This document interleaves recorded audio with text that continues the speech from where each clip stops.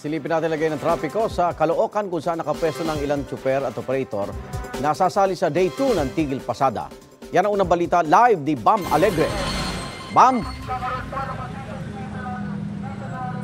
Magandang umaga. Narito tayo ngayon sa Monumento Circle sa may Caloocan kung saan kasalukuyang isinasagawa ang programa ng Grupong Manibela. Bahagi pa rin ito ng ikalawang araw ng kanilang transport strike at sa kanilang estimate 20 to 30 na mga tsuperyo narito ngayon sa programa at inaasahan nila na 100 sa kanilang hanay ang lalahok. Sa buong umaga natatagal daw hanggang alas 10 ng umaga. Narito rin ang police visibility, pati ang MMDA, pati ang lokal na pamahalaan para i-assist yung daloy ng trapiko dahil rush hour na rin ngayon at medyo masikip na rin yung daloy ng trapiko dito sa may rotonda.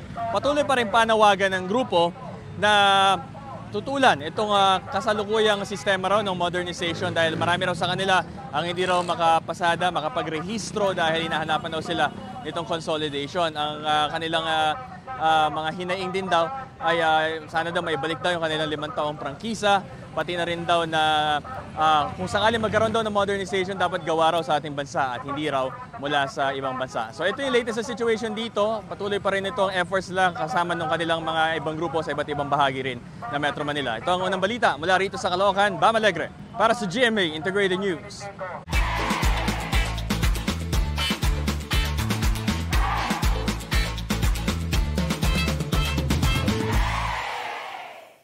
Igan, mauna ka sa mga balita. Mag-subscribe sa GMA Integrated News sa YouTube. Sa mga kapuso abroad, subaybayan nyo kami sa GMA Pinoy TV at sa www.gmanews.tv.